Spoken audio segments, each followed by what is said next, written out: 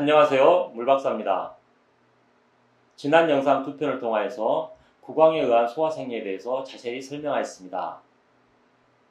구강에 의한 소화는 식기와 침에 의한 소화로 이루어집니다. 그러므로 치아를 건강하게 관리하고 침이 잘 분비될 수 있도록 하는 것은 소화를 출발할 때 매우 중요합니다. 치아 관리와 침 분비에 있어서 가장 중요한 것이 소금이었습니다. 여러분들이 소금을 잘 관리하게 된다면 구강 건강은 걱정하지 않아도 될 것입니다. 오늘 영상은 구강을 제외한 상부 소화기관에 대해서 간단하게 설명하고자 합니다. 그리고 앞으로 상부 소화기관이 어떻게 소화장애에 밀접하게 관련되는지를 자세히 설명하도록 하겠습니다. 상부 소화기관은 크게 4부위로 나눌 수가 있습니다. 그것은 구강, 위, 췌장, 간입니다.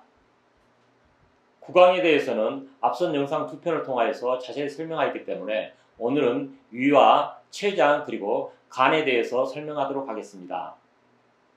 위에 의한 소화는 소화관의 운동과 소화액의 분비에 의해서 이루어집니다. 위에서 분비되는 소화액은 위산과 펩시노겐이라는 물질입니다. 펩시노겐은 위산의 작용에 의해서 펩신으로 전환됩니다. 그리고 이 펩신이 단백질을 소화하게 됩니다. 이러한 사실을 통하여서 위는 단백질 소화에 특화된 장기임을 우리가 알 수가 있습니다. 그리고 위산은 강력한 살균제로 작용하게 됩니다. 우리가 먹는 음식에 대장균과 같은 병원성 미생물이 존재하더라도 위산의 강력한 살균 효과를 누릴 수 있다면 식중독과 같은 병이 생기지 않게 될 것입니다. 여러분들 중에서 같은 음식을 먹고 다른 사람은 걸리지 않는 식중독에 걸렸다면 위산의 분비가 적은 사람이라고 생각해야 됩니다. 그렇다면 왜 위산의 분비가 다른 사람에 비해서 적은 걸까요? 그것은 위산의 원료가 되는 소금과 물이 부족하기 때문입니다. 위산은 소금에 있는 염소와 물에 있는 수소 이온이 결합된 물질입니다. 그렇기 때문에 몸에 소금과 물이 부족하다면 위산의 분비도 당연히 감소할 수밖에 없는 것입니다. 그런데 체내 수분은 소금에 의해서 조절이 되기 때문에 위산이 분비가 안 된다는 것은 결국 몸에 소금이 많이 부족하다는 사실을 우리에게 알리고 있습니다.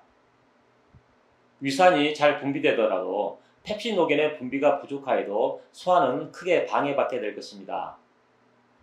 펩시노겐은 단백질에 의해서 만들어집니다. 그러므로 위에서 소화가 잘 되기 위해서는 우리 몸에 단백질이 풍족해야 됩니다. 아무래도 단백질이 풍부한 육류를 잘 먹는 것은 소화에 매우 도움이 될 것입니다. 고기도 먹어본 사람이 먹는다는 속담이 바로 이러한 사실을 잘 암시하고 있습니다. 아무튼 위에서는 위산과 펩신에 의해서 소화가 이루어지고 이것은 단백질 소화에 매우 중요합니다. 이렇게 위에서 소화가 잘 이루어지면 위에 있는 내용물은 장으로 내려가야 합니다. 하지만 위 내용물에는 위산이 많이 포함되어 있습니다. 장에는 위산을 보호할 수 있는 보호막이 없기 때문에 위 내용물이 함부로 내려가다가는 장이 위산에 의해서 화학적인 손상을 입게 될 것입니다.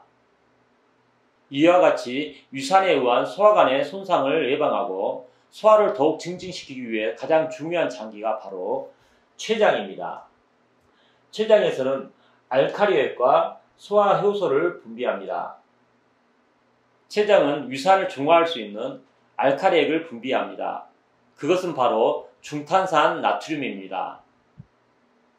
위산이 섞인 위 내용물은 위를 떠나서 십이장으로 들어오게 되면 곧바로 췌장에서 분비되는 소화액에 의해서 위산이 중화되어야 합니다.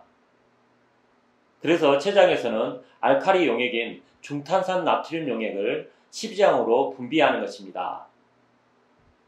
만약 췌장에서의 중탄산 나트륨의 생성이 크게 감소하였다면 위에서 함부로 위 내용물을 십이장으로 내려보내지 못합니다. 이러한 원인은 상부 소화기관에 의한 소화장애의 가장 큰 원인이 됩니다. 대부분의 의사들은 소화장애를 겪고 있는 사람들의 문제를 위의 문제로 생각합니다.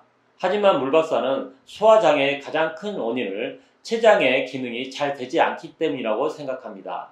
특히 췌장에서 분비되는 중탄산 나트륨의 분비가 잘 안 된다면 절대 소화를 기대해서는 안 됩니다.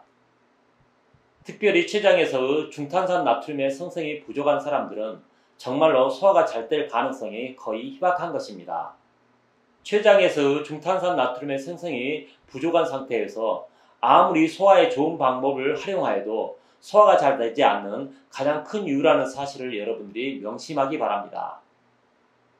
소화에 좋은 음식이나 약초, 그리고 다양한 소화제를 먹어도 소화가 잘 안 되는 사람들이라면 여러분들은 췌장의 기능을 잘 살펴보아야 할 것입니다. 그렇다면 췌장에서 생성되는 중탄산 나트륨은 무엇으로 만들어질까요? 그것은 소금과 물, 그리고 이산화탄소입니다. 즉, 중탄산 나트륨은 위산을 만들고 남은 소금과 물의 나머지 부분과 이산화탄소로 더해지면 만들어진다는 사실입니다. 결국 유산의 분비가 잘 안 되는 사람들은 중탄산 나트륨의 분비도 잘 되지 않게 될 것입니다. 그렇기 때문에 유산의 분비 감소는 췌장에서의 중탄산 나트륨 분비도 역시 감소될 수밖에 없습니다. 몸에 소금이 부족하다면 위에 의한 소화와 췌장에 의한 소화가 동시에 방해받을 수밖에 없습니다. 여러분들이 소화장애를 겪는 가장 큰 원인이 바로 소금이 부족하기 때문이라는 사실을 뜻합니다. 췌장은 소화효소를 분비하여서 소화를 더욱 증대시킵니다. 췌장에서 생성되는 소화효소는 탄수화물을 소화시키는 아밀라제, 지방을 소화시키는 리파제, 단백질을 소화시키는 프로테아제입니다. 그리고 이러한 효소를 만들기 위해서는 효소의 원료가 되는 단백질이 필요합니다. 결국 췌장에서 분비되는 소화액도 위에서 분비되는 소화액과 마찬가지로 소금과 단백질이 주 원료라는 사실입니다. 그러므로 여러분들은 소화를 위해서 꼭 소금과 단백질을 충분히 섭취할 수 있도록 노력해야 합니다. 상부 소화기관의 마지막 장기는 간입니다. 간은 담즙을 생성한 후 췌장과 마찬가지로 십이장으로 담즙을 분비하게 됩니다. 담즙의 주요 구성분은 콜레스테롤이라는 지방입니다. 우리가 섭취한 지방은 지방에 의해서 소화가 되기 때문에 담즙은 지방을 소화하는 소화액이 됩니다. 그러므로 지방을 잘 소화시키기 위해서는 평소 지방을 충분히 먹어서 담즙이 원활하게 생성될 수 있도록 해야 합니다.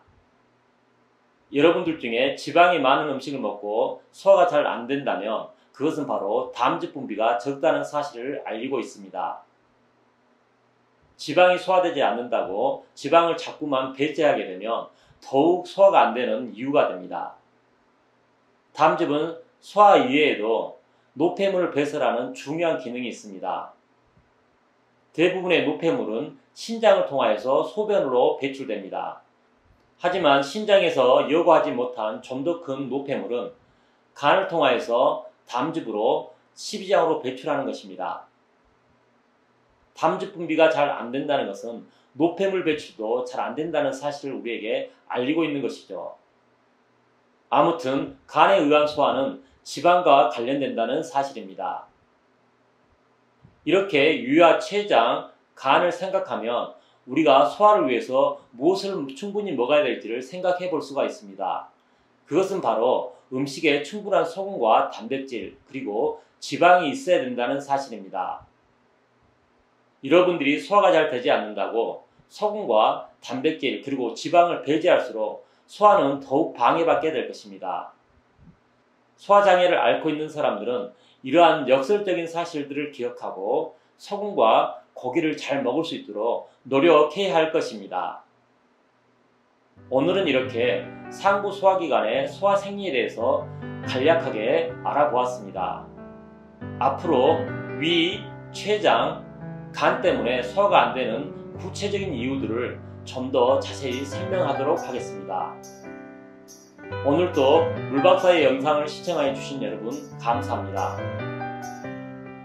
구독과 좋아요 그리고 알림 설정은 물박사에 대한 사랑입니다. 이상 물박사였습니다.